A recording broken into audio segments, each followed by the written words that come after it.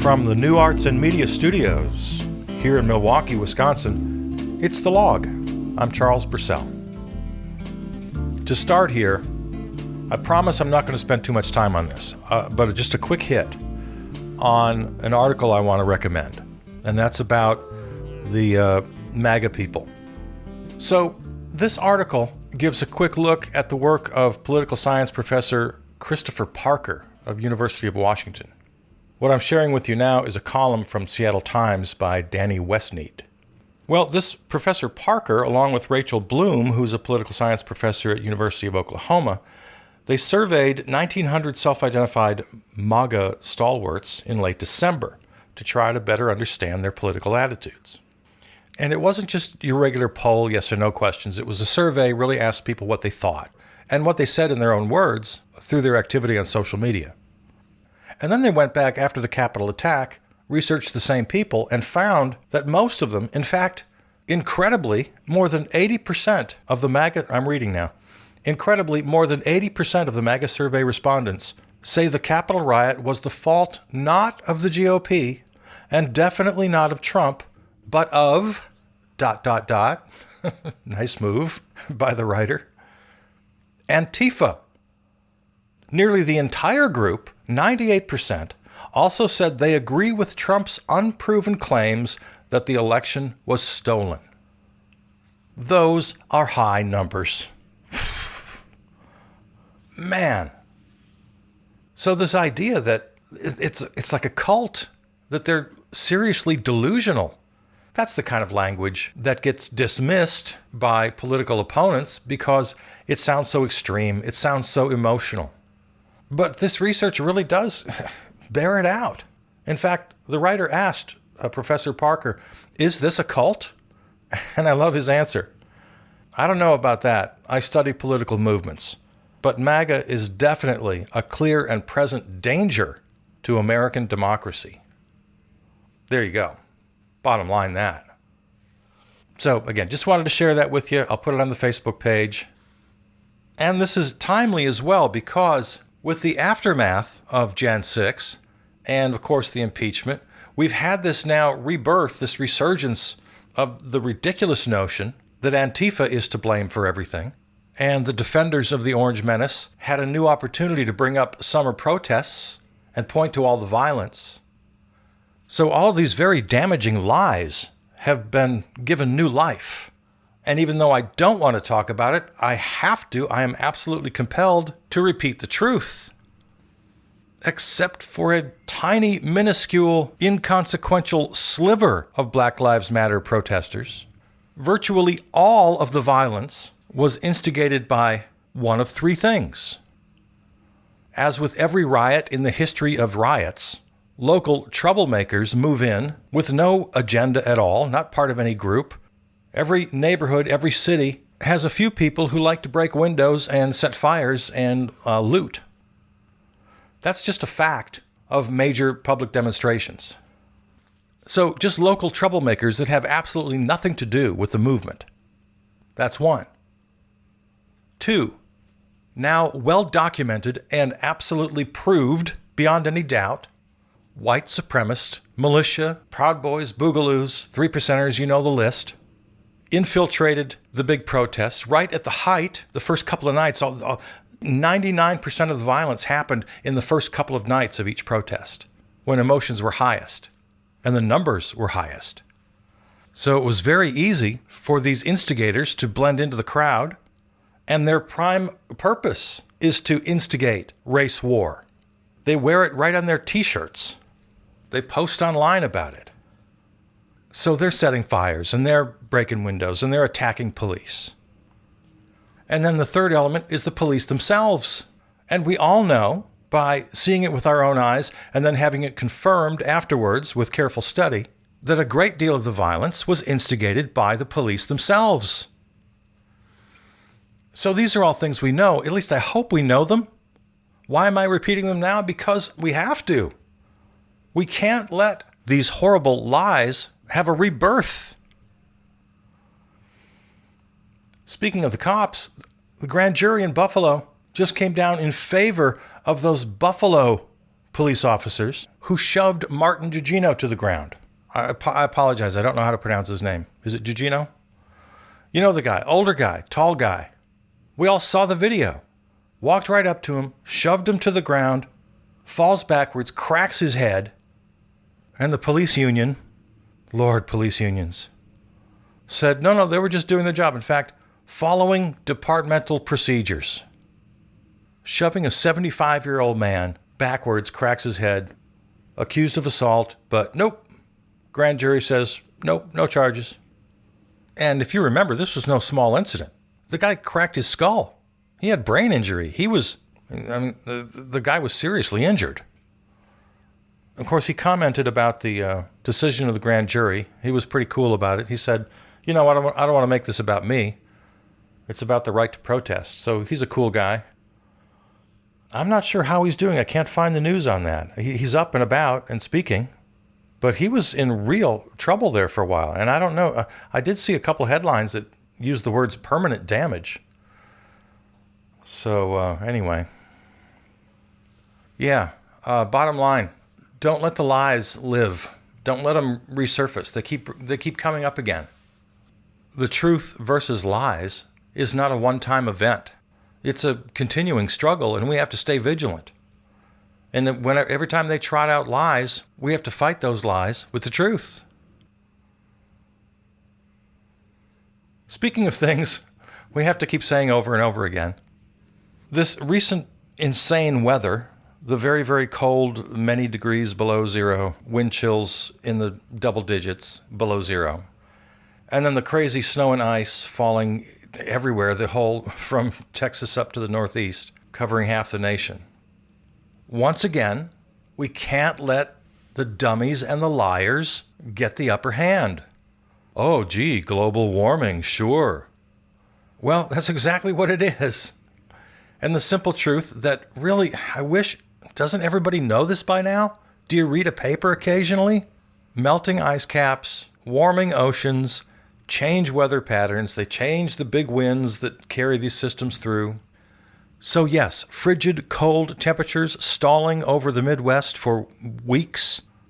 100-year storms of snow and ice in Dallas.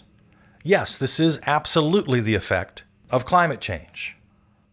I don't want to go down this item by item. I'm not a climate scientist. I don't have it in me to explain this point for point. But this is just really simple, basic science explained to us over and over again by the people who understand it. It's a nearly 100% scientific consensus. And your crazy uncle who wants to make smug, dopey jokes about, global warming, sure. Just, I don't know. I don't know what to tell you anymore. But it's pretty damn frustrating. I guess people still don't know. Just last night, I heard a news reporter who I respect interviewing a climate scientist. And I know she's just doing her job. But she asked, kind of voicing the crazy uncle, well, how can this weather, this extreme cold and snow and ice, how can that be caused by global warming? It's counterintuitive. Now, I know what she was doing. She was just allowing him to answer the crazy uncle. And she knows that. But still, the fact that we still have to be doing that, the fact that journalists have to frame it that way, is just so disappointing. We should be so far beyond this point. What else? Okay, here's the deal. I think I should change the name of the program every couple of weeks. I think maybe I'll do that. I think maybe the name of the program won't be The Log. It'll be whatever catchphrase bubbles up. And lately, it's, okay, here's the deal. So, let's start over. Here.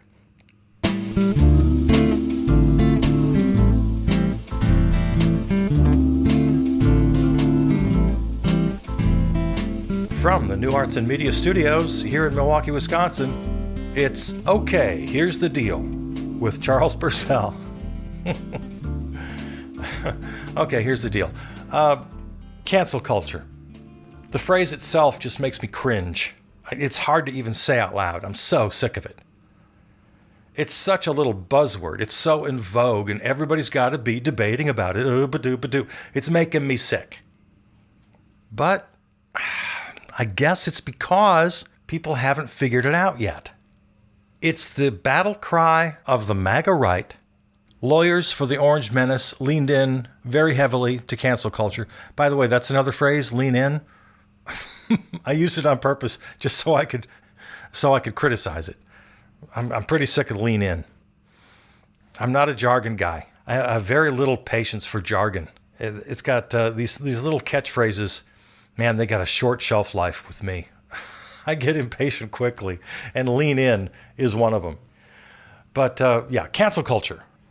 Van der Veen, this ambulance chaser who defended the Orange Menace at the impeachment, relied very heavily on the concept of cancel culture. And it's all over. It's the banner headline now on One American News and Fox and the other one I can never remember. Oh, Newsmax, that's it. But as you and I have discussed a couple of times, and we first talked about now a couple of months ago, it was mostly a fight mostly between the center and the left. Younger progressives were accused by J.K. Rowling and her group of practicing cancel culture. So arrows are flying from every direction in this fight, and they're emanating from every position. It's a little bit crazy. I'm thinking about it today because Chris Hedges weighed in. And if you know anything about Chris Hedges, he doesn't tread lightly on any topic. He plants his flag and then shouts it from the mountaintop with no apologies and no prisoners taken. So in Chris Hedges' latest piece, he gives several examples of people who've been canceled, and then finally comes to his definition. I'm reading now. The cancel culture, a witch hunt by self-appointed moral arbiters of speech, has become the boutique activism of a liberal class that lacks the courage and the organizational skills to challenge the actual centers of power. The military-industrial complex, lethal militarized police, the prison system, Wall Street, Silicon Valley, the intelligence agencies that make us the most spied upon, watched, photographed, and monitored population in human history, the fossil fuel industry, and a political and economic system captured by oligarchic power. Now, I'm going to agree with Chris Hedges, as I normally do, because yes, the real causes of our problems are exactly as he listed. Military, police, prison systems, Wall Street, Silicon Valley, oligarchs, yes, of course, fossil fuel industry, the whole list. I agree. Chris Hedges and I are always simpatico on this. But where I part with Chris Hedges, and I do it very carefully because this is a smart guy who knows how to put an argument together, and I have a great deal of respect for. But on the subject of cancel culture itself, he's calling out the so-called ruling elites and their courtiers, as he puts it, masquerading as journalists. He says they continue to gleefully erase people from the media landscape to attack them as less than human, or as Hillary Clinton called them, deplorables, while at the same time refusing to address the grotesque social inequality that has left them vulnerable and afraid. It will fuel ever greater levels of extremism and ever greater levels of state repression and censorship. See, now there, well, again, Chris Hedges has it all over me.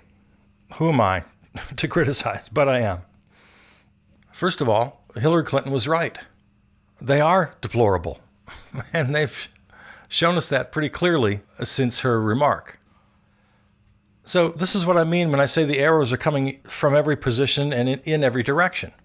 It's the right criticizing the left. It's the left criticizing the center. It's the center criticizing everybody. And we're all getting caught in the crossfire. That's why buzzwords and buzz concepts, like cancel culture, become counterproductive. So I'm going to do something that might shock you. I am the greatest enemy of both sidism, right? I decry both sidism every chance I get. Well, I'm going to both sides this one. I'm going to all sides this one. if cancel culture is defined as an attempt to silence your political or ideological enemies, then it's a tool that can be used by literally anyone. So to call it a culture is just inaccurate, because it's coming from all cultures. Secondly, all of the players are using this now worn-out, trite term to defend their own positions and attack other positions. The term itself has now just become name-calling. It's just become a silencer. Well, you're engaging in cancel culture. Well, what is that, if not a cancel culture technique? Attack. If I accuse you of cancel culture, I am engaging in cancel culture. Do you see how ridiculous this is all becoming so very quickly? I don't think anyone questions that free speech is a value. And if someone else uses their free speech to advance an idea that you find repulsive, well, it is certainly your right and perhaps your duty to use your own free speech to counter that position. That's the ideal, and it exists. In real life, it exists. We can have actual debates about issues, point out why someone's wrong and you're right. And hunky-dory, everything's great. Who objects to this? Nobody. But here's the problem. As soon as someone is criticized, they throw up the cancel culture defense. You're attacking me. No, you're not. You're not being canceled. You're being criticized. So there's that. Next, some ideas, as you and I have talked about often, are off the table. In other words, they deserve canceling.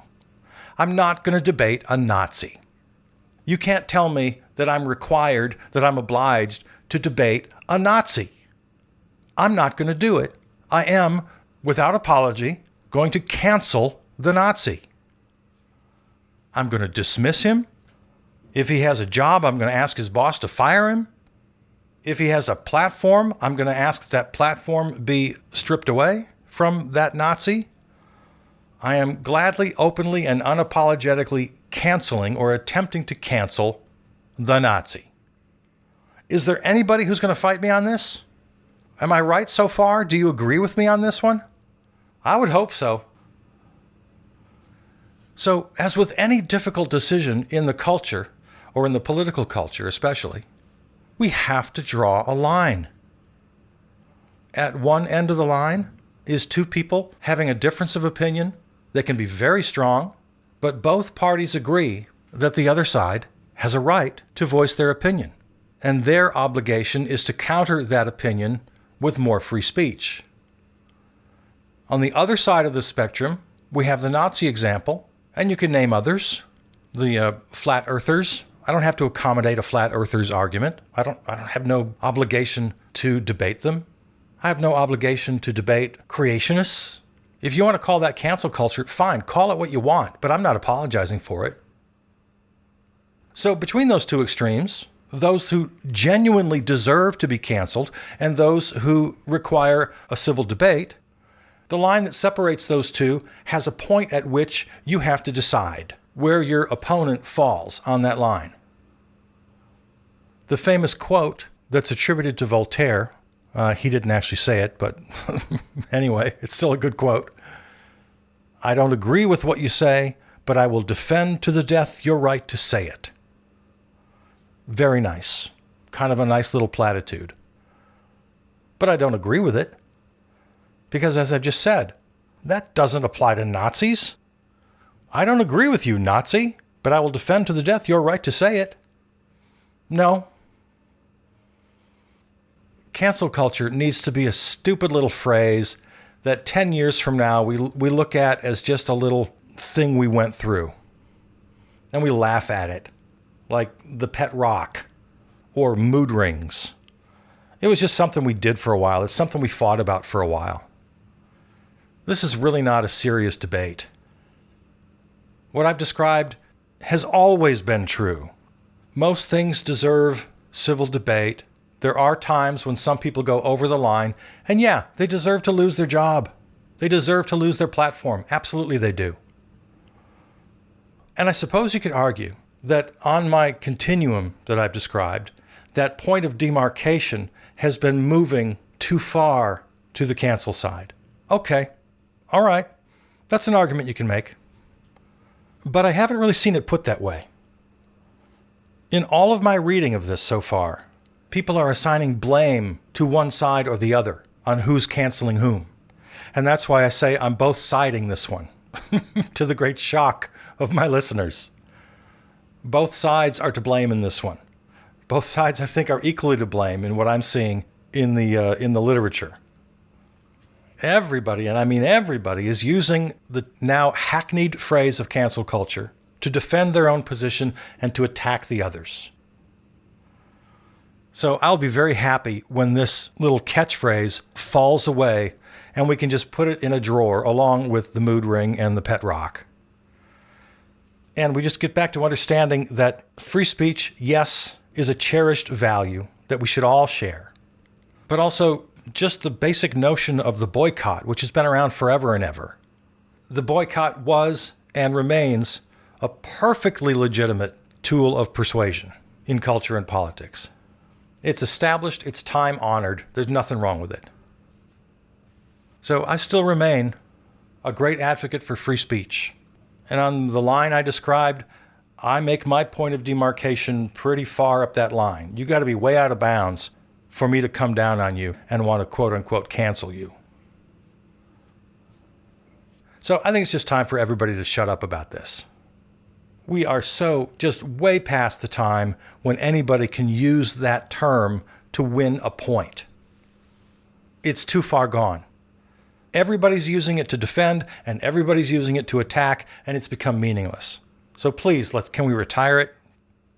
It's done now. It's just done now. You must go now.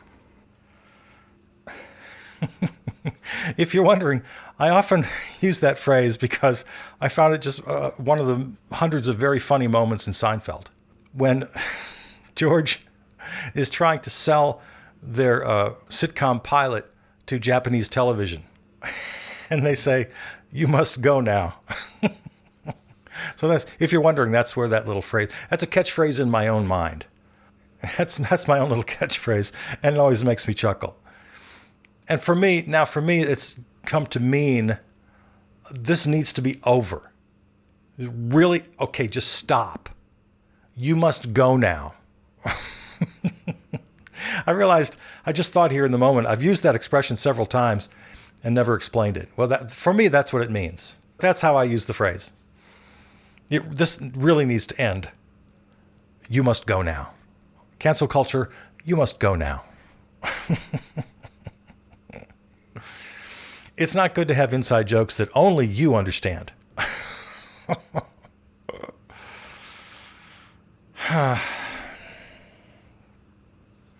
Have we got time for any more, or are we done? Well, let me see. Let me go back here and just pick up a couple of loose ends from the whole impeachment trial. First of all, a shout out to Elizabeth McDonough, the parliamentarian of the Senate. She was the one who was putting every single word in Patrick Leahy's mouth. He had no idea, just no idea what was going on or what to say or how to rule. And there were times when she'd be caught on mic and she would be literally feeding him lines. She would say a short phrase, he would repeat it verbatim, then she'd say the next short phrase, he'd repeat it verbatim. It was kind of funny. But she was fantastic. I mean, she was so on the ball. So yeah, big shout out to Elizabeth McDonough, parliamentarian. Good job. If you didn't see the impeachment, if you didn't see the trial itself, this ambulance chaser, this Van de Veen guy, he wasn't the only one, but he really epitomized it. Man, the tone, he was just angry, aggressive, sarcastic, condescending. At one point, he literally stomped his foot and pounded on the lectern, shouting and just staring down the managers. It was quite a display. And, I'm not really one to get all kind of religious about how sacred the Senate chambers are. But, you know, that has something. To the extent to which you believe the Senate chambers are sacred, he completely defiled them. It was quite a show if you missed it. The other thing about about counsel, the other thing about Van der Veen, they're not malapropisms. That's the word I thought, but that's when you use the wrong word for the word you want to say. Because I looked this up, because I wasn't sure. It's called a spoonerism, and that's when you just completely invent a new word or mispronounce a word. There was an old stand-up comic who used to do this. It was his specialty. I forget his name. Maybe you remember. He was on, like back in the day, like Ed Sullivan days. Also back in the day, the Archie Bunker character would do this. So I jotted down a couple of examples. He said at one point that something must be investigated. Just clear as a bell. Investigated. See, that's the thing. He pronounces the wrong words very correctly. It's not like it's a kind of a mumble or... No, it's very clear. Investigated. Oh, at one point he did say that on a little rant about how Black Lives Matter is violent and all of that, the protests, he said businesses were ramshackled. And I thought, wait, that doesn't sound right. And I looked it up just to confirm. Ramshackled is not a verb. It's an adjective. It's a ramshackled building, meaning it's dilapidated. You don't ramshackle a building, in which he meant it was vandalized and destroyed. No, that's not what ramshackled means. It's not a verb. So none of these in and of themselves are important. I just found them funny. Businesses were ramshackled. At one point he used the word enmity. And that one I had to think about for a minute. What is he trying to say? Enmity is not a word. Oh, enmity. Enmity is what he was trying to say. He said enmity, just clear as a bell. He also said anonymous sources. This lawyer from Philadelphia, of course, the most famous odd thing that came out of his mouth, Philadelphia, where the chamber just burst out into laughter. And oh my God, again, if you missed any of this, you missed a show. There were some moments, man. He was angry when they all laughed at him. And he had no idea why they were laughing. That was the funny part. He just had no idea why they were laughing. When he said Philadelphia.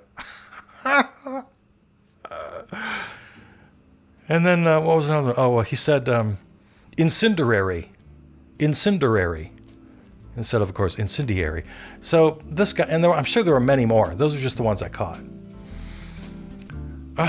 There was some comedy going on there.